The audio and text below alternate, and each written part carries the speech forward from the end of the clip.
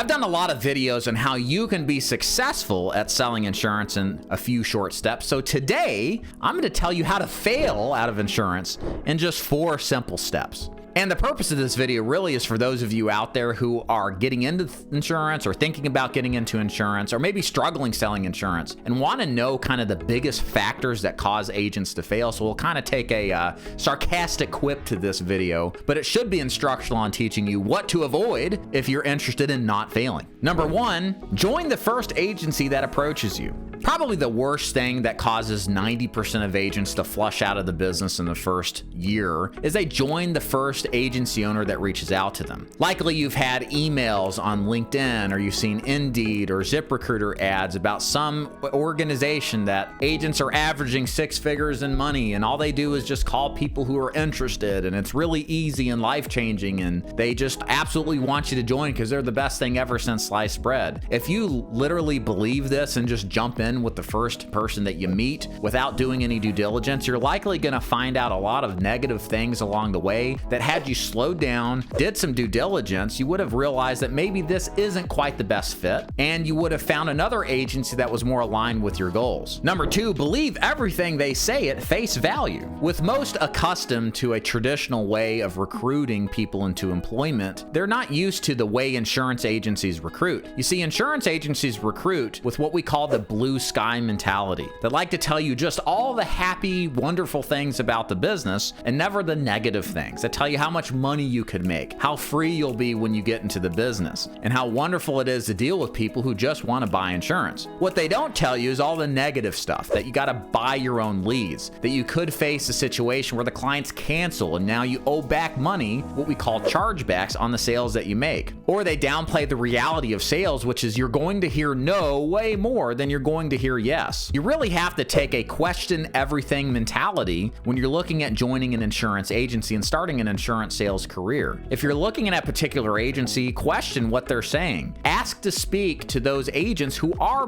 being purported to be successful to see what insight they have. You'll be shocked to see there may be a complete difference in opinion versus what is being projected to you on the front end by the agency versus what the agents are actually experiencing. Bottom line here, guys, is do your due diligence. Make sure that you just don't take one agency and believe everything that they say, but look around, ask questions in the business. Get on Facebook groups, get on forums on the internet, investigate and do your research. This business is so wonderful that you don't want your first step to be the worst step. You want to take your time to make sure what you're doing is actually a good idea. Number 3, focus on recruiting, not producing. Newsflash for those of you who have seen those cringe-worthy job ads or videos that purport such wonderfulness about this business and only talk about the good stuff, the insurance business is largely run on the multi-level marketing mentality. In fact, a lot of the people that run the big name agencies that are heavy recruiting on different job boards and all of this come from a background where they sold Amway or Mary Kay, and they really imbibed themselves on the multi-level marketing culture.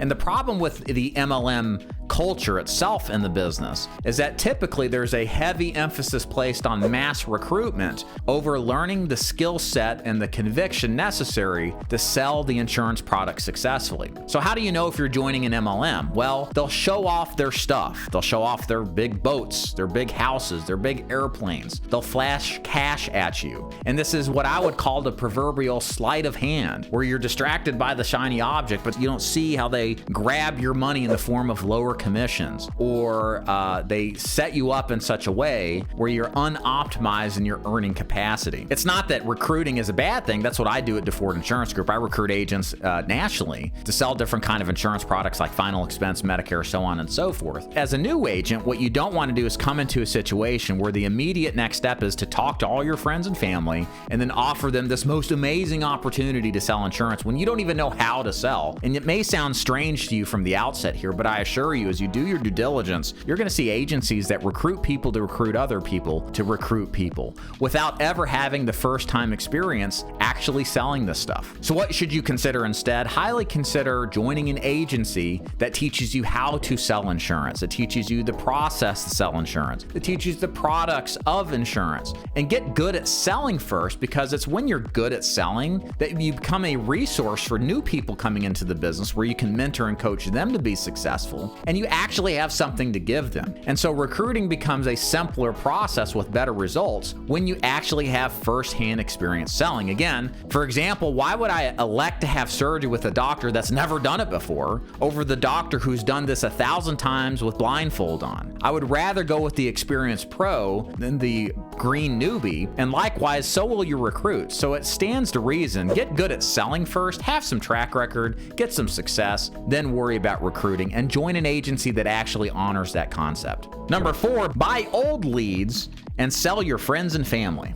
Again, along with the typical multi-level marketing culture approach is an approach of how they approach selling insurance. Many will ask you to buy old leads that have been called for years on end, or they'll ask you to do something similar to what's called a Project 100 list, where you name out all your friends, family, former business associates, and then approach them to sell insurance. I'm not here to say that these methodologies don't work. They absolutely can work, but the problem with these are multifold. Number 1, old leads are just harder to work for the average agent. When I started in final expense sales, I only wanted to work fresh and exclusive leads. These are leads that were never worked before and they're brand new. The odds are just higher that somebody's going to be interested in talking to you when you're working a fresh lead than an old lead. So I want all the advantages and odds in my favor. So why would I elect to work a lead that's years old? And for most cases, most agents have difficulty more so with aged leads than they do with fresh leads. And then number 2, working friends and family members. Some people just are off put by that. I personally did not want to sell my mom or my dad life insurance to start with because I didn't want to screw anything up. I wanted to learn, and I felt more comfortable learning on leads, people who expressed interest, than,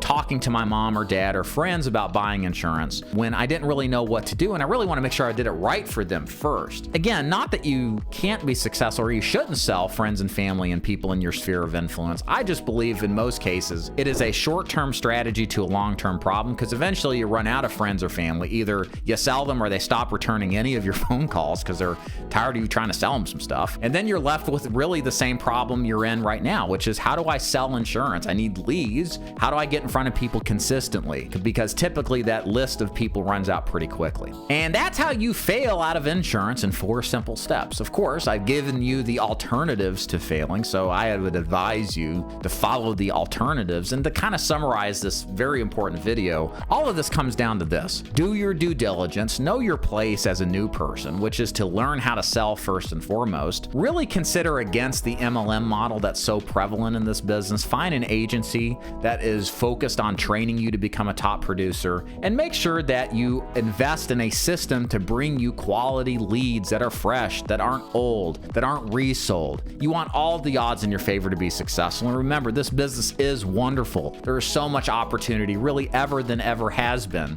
And you need to do your part to find that best opportunity that's best fit for your goals. Check out my agency, DeFord Insurance Group, at davidduford.com to see if what we do is a good fit for you. And there's also some free training courses there if you're interested in learning how to sell final expense or how to sell Medicare. We've got 6 to 8 hour crash courses that teaches you everything I know, and there's totally no cost for it. It's completely free. So go check that out, and thanks for watching.